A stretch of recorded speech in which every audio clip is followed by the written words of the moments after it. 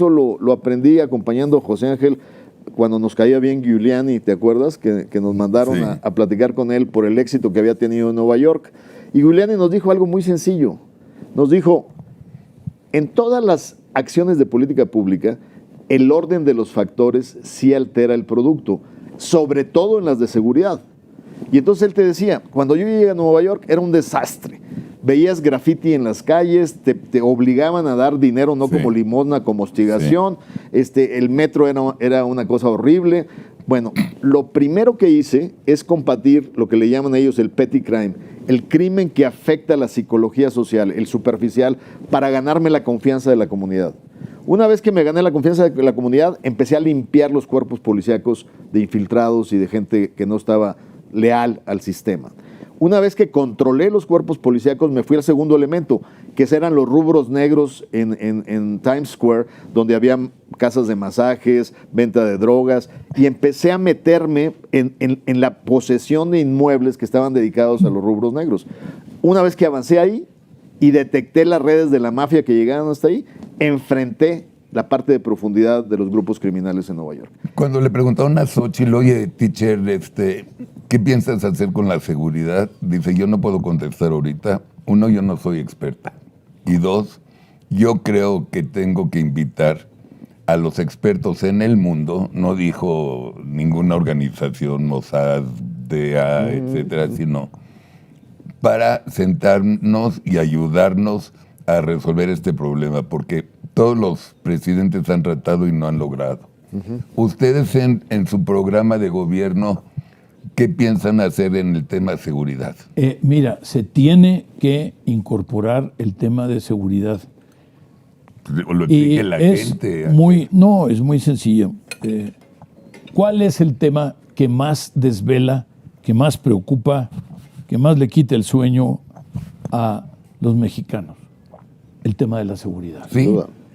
Antes solía ser el tema de la economía, el tema del empleo, el tema de la remuneración, etcétera. Hoy no cabe duda, es la seguridad, pero además va subiendo cada vez más en términos de la preocupación de la gente, de las familias. Y tú tienes lugares, ya son creo que 800 municipios, de los 2.500, si estamos hablando de 30, una tercera parte. Claro. Se habla del 40%. Lo cual probablemente sea una subestimación. Estamos hablando entonces de una muy importante proporción de todos los municipios y de todo el territorio nacional, en donde la gente ya no solo dice, yo me siento inseguro al salir en la noche o caminar por la calle en la noche. No, ya no salen ni en el día. No. Más que exclusivamente para lo que requieran, para las cosas los transaccionales, están sufriendo en la noche. Bueno, mira, lo que está sucediendo es que el crimen organizado se está apoderando de una parte cada vez más importante del territorio nacional. Y hace un momento hablaba Ildefonso de que pues estamos hablando también de que el crimen organizado está incidiendo en lo electoral, en nuestra democracia, en la calidad de la democracia. Porque entonces, cuando no se ponen de acuerdo con algún candidato a presidente municipal, pues lo matan, ¿no?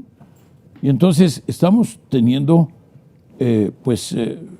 no solo 160,000 homicidios dolosos, sino estamos teniendo la muerte de figuras claves para la democracia, que son los candidatos a presidentes municipales, y espero que ahí se quede, ¿verdad? Y que no siga subiendo el nivel. Le decían el otro día a una de las candidatas que por qué no se preocupaba por su propia seguridad. Ella decía que el que nada debe, nada teme, y por lo tanto pues ella va a seguir andando en bicicleta. Y le pedían a uno de los participantes en la mesa que dijera su opinión sobre el tema de Colosio. Sí. Y resulta que pues Colosio decía lo mismo. No, pues no. A mí la gente me quiere. Nada temo. Bueno. Entonces, esto te da una idea de lo grave y también de que si el presidente está todos los días desde el púlpito de la mañanera Echándole. está atacando a ciertos candidatos, pues puede ser muy grave desde el punto de vista de que nunca falta un loquito, ¿verdad?, que de repente siente que puede servir al presidente, pues haciéndole daño. Pero ustedes, a uno de los a candidatos. nivel específico, Pero déjame Sí. ahí voy precisamente con la pregunta que hiciste. Como ustedes saben, tanto a José Ángel como a mí nos tocó recorrer parte del país. Y esa pregunta era invariable en todas las ¿verdad? reuniones que teníamos, invariable. Te voy a platicar cómo la abordo yo o cómo la abordé mientras estuve en ese esfuerzo. Yo decía, a ver señores, yo fui secretario de Economía y mi aproximación al problema fue desde el punto de vista del delito del crimen económico. O sea, la parte que a mí me tocaba inmiscuirme para poder darle cierta estabilidad al problema o eliminarlo, era verme con los encargados de seguridad y decirles, señores, no puede ser que el tren Veracruz-Puebla nos lo paren en una comunidad humilde, veamos arriba de los vagones señoras con delantales y jovencitos metiendo en sacos estas bolitas de plástico, el petroquímico para hacer plásticos. La pregunta es, ¿no les sirve para comer? ¿Alguien los contrató para robárselo? Y tú puedes contar con la mano quiénes pueden usar ese petroquímico.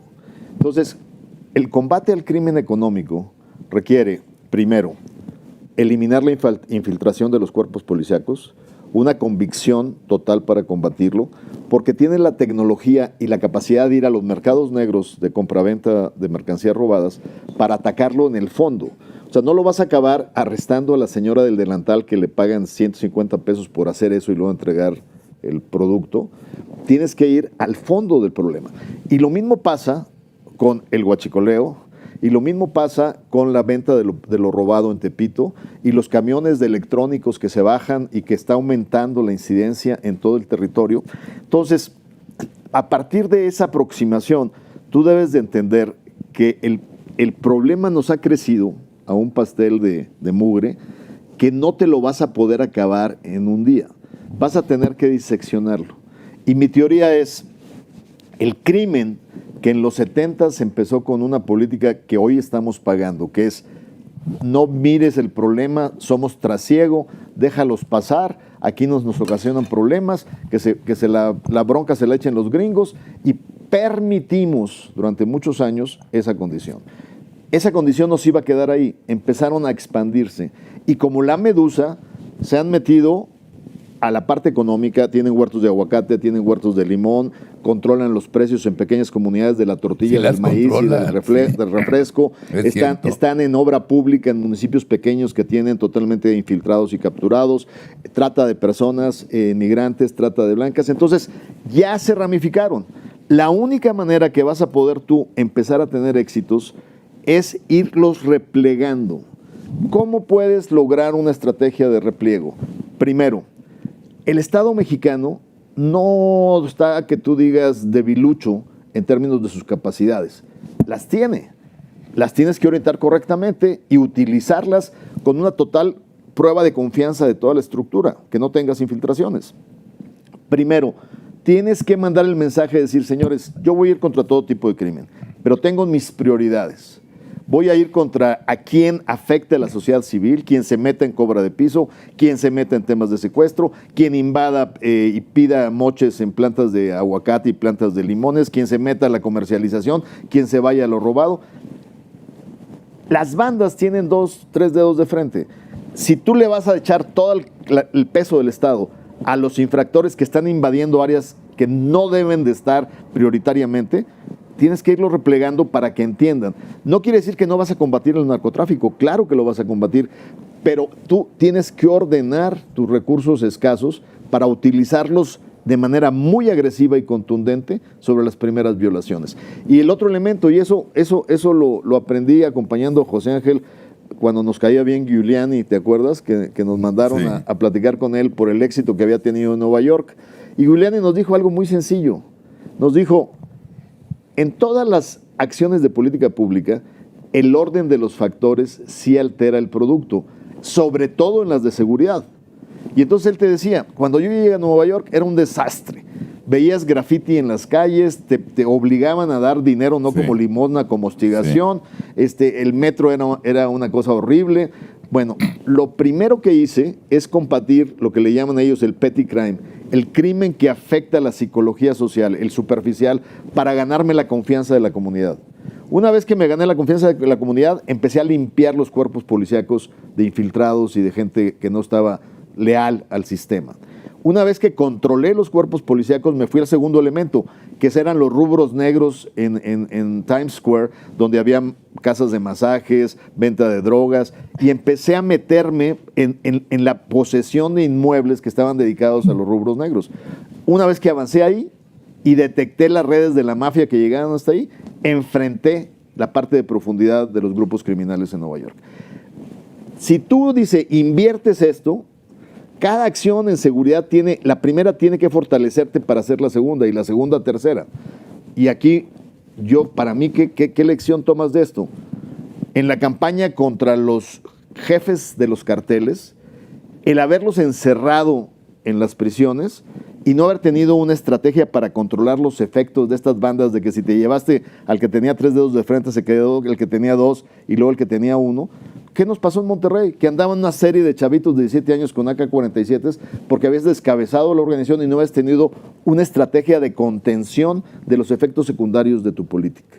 Y entonces sufrimos porque la estrategia no estaba ordenada en las secuencias correctas. Y luego los encierras en una penitenciaría donde no tienes control de ellos y desde adentro te están controlando afuera. O sea, no puedes controlar ni lo que pasa en un recinto que es tuyo, donde los encerraste, y desde ahí operan lo que está pasando afuera. Pues entonces... Las prisiones son algunos de los centros más importantes desde los que opera la delincuencia. Entonces, en resumen, yo ahí sí sería muy claro de decir, el que yo no sea experto en seguridad no quiere decir que yo no tenga los 3 elementos básicos: sentido común, honorabilidad para el combate y compromiso para el combate, y sí, expertos, sin duda, para poder ordenar la estrategia en el sentido correcto.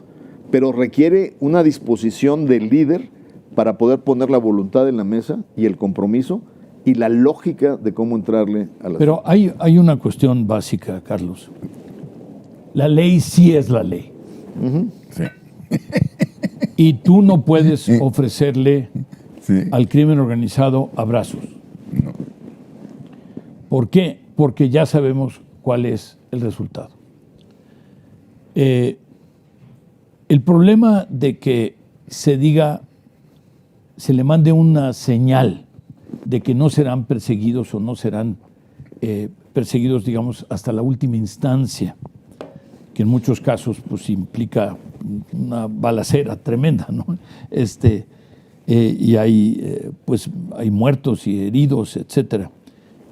Si ellos no tienen esa perspectiva y saben que el Estado mexicano les va a permitir operar con alguna libertad, y entonces lo que sucede es que operan. Es decir, ellos van tan lejos como les permita el Estado mexicano. Y el síndrome. Y esto que decía Ildefonso, pues son solamente manifestaciones, yo te diría, del fenómeno. ¿Por qué? Porque ya se están metiendo efectivamente la droga y el tema del tráfico de armas y lo que tú quieras, pero estamos hablando de que están metiéndose a fijar el precio interno, porque el internacional pues es un tema de comercio internacional, ¿verdad? Pero el precio interno del aguacate o de los limones o del pollo o del pescado durante la Semana Santa, etcétera. Y están afectando el bolsillo de los mexicanos. Es decir, se le tiene que hacer conciencia a todo el pueblo mexicano del hecho de que el crimen organizado le está afectando a él, Ok. en su bolsa, A ver, en su bienestar, hay- para que él se sume al esfuerzo, porque si no es un esfuerzo de toda la sociedad, pues no va a tener éxito. ok. Salvador, el país, El Salvador, Bukele. Yo creí que te habías vuelto religioso. en No, este momento. ni cerca, no. Este, Sigo muy creyente en Dios. Religioso, Sí, sí, sí. religioso es. sí, sí, sí. Adiós. Sí, sí, sí.